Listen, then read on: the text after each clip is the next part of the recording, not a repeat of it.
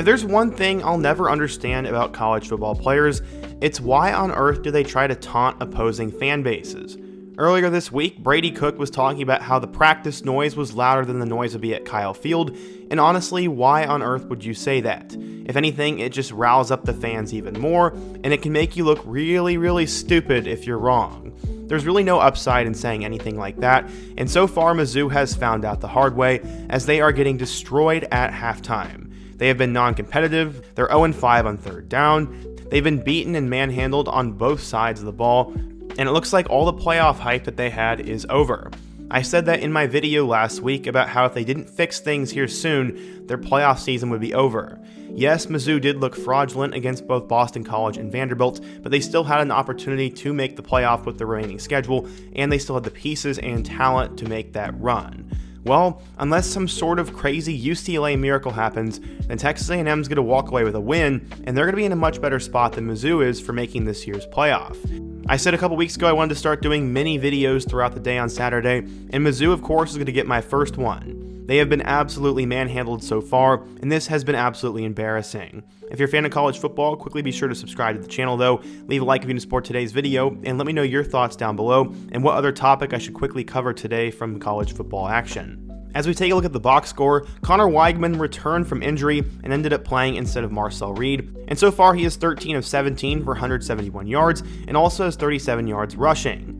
A&M's had 3 touchdowns on the ground, including 2 scores from Amari Daniels and Le'Veon Moss, and in the receiving game, Jade Walker had an incredible catch, and Noah Thomas and Jabre Barber have also both been efficient.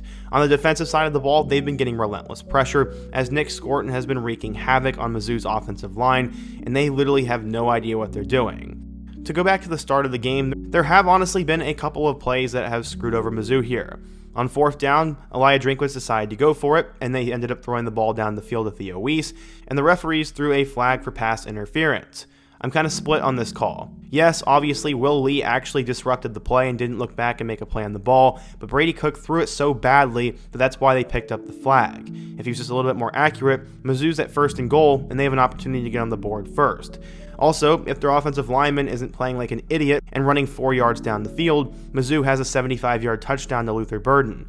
Those 2 plays were what ultimately screwed Mizzou in this game, and one of them can be partially blamed on the officials, but if Brady Cook throws an accurate pass, and Mizzou's offensive line doesn't go past the line of scrimmage, this game could be a lot different. Instead though, they are now reeling and have no idea what's going on, and A&M has taken complete advantage of it, as they have been efficient, look great, look sharp, and want to win this game.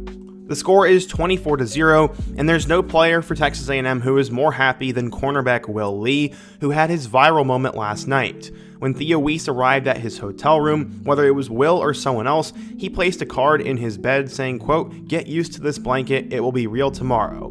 Today, so far, Will Lee has had a solid game, and while he should have been called for potential PI in that first half, he definitely got in Mizzou's head, and that whole crowd noise nonsense is definitely not helping Mizzou and Brady Cook. He should have never said something that stupid, and now all of a sudden Mizzou finds themselves down 24-0 and will need a miracle comeback if they want to stay alive.